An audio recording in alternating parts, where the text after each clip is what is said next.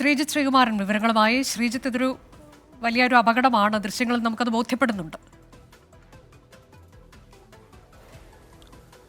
അനുജ, തീർച്ചയായും രാവിലെ 9 മണിയോടുകൂടിയാണ് ലക്കിടി കൂട്ടുപാതയിൽ ഇത്തരമൊരു അപകടം നടന്നത്. ആ ജീപ്പ് നമുക്ക് ആ ദൃശ്യങ്ങളിൽ കാണാം. ജീപ്പ് അമിത വേഗതയിൽ മറ്റൊരു വാഹനത്തെ ഓവർടേക്ക് ചെയ്യാൻ വേണ്ടി വരുന്നു. തൊട്ടപ്പുറത്ത് ഏതാണ്ട് ഒരേ ദിശയിലെന്ന് പറയുന്ന തരത്തിൽ തന്നെയാണ് മറ്റു വാഹനവും സ്കൂട്ടറും. അക്ഷയ് ആർ മേനോൻ അദ്ദേഹം സഞ്ചരിച്ച സ്കൂട്ടറും വന്നിരുന്നത്. ഈ അക്ഷയ് ആർ മേനോൻ ലക്കിടി നെഹ്റു കോളേജിലെ അസിസ്റ്റന്റ് പ്രൊഫസറാണ്. അദ്ദേഹം കോളേജിലേക്ക് വരികയായിരുന്നു. പാലക്കാട് സ്വദേശിയായിരുന്നു. ഇവിടെ വെച്ച് ഉടൻ തന്നെ നാട്ടുകാർ എടുത്തു കൊണ്ടുപോകുന്നതൊക്കെ ദൃശ്യങ്ങളിൽ നിന്ന് വ്യക്തമാണ്. പക്ഷേ വള്ളുവനാട് ആശുപത്രിയിൽ എത്തുമ്പോഴേക്കും മരിച്ചിരുന്നു. തലയ്ക്കാണ് ഗുരുതര പരിക്കേറ്റിരുന്നത്. ഹെൽമെറ്റ് ഉണ്ടായിരുന്നു. ഹെൽമെറ്റ് ഇടിയുടെ ആഘാതത്തിൽ തെറിച്ചുപോയി എന്നാണ് മനസ്സിലാക്കുന്നത്. എന്തായാലും അക്ഷയുടെ മൃതദേഹം ഇപ്പോൾ ഉള്ളത് വള്ളുവനാട് ആശുപത്രിയിലാണ്. അവിടെ ഇൻക്വസ്റ്റിന് ശേഷം ഒറ്റപ്പാലം താലൂക്ക് ആശുപത്രിയിൽ പോസ്റ്റ്മോർട്ടം നടത്തും.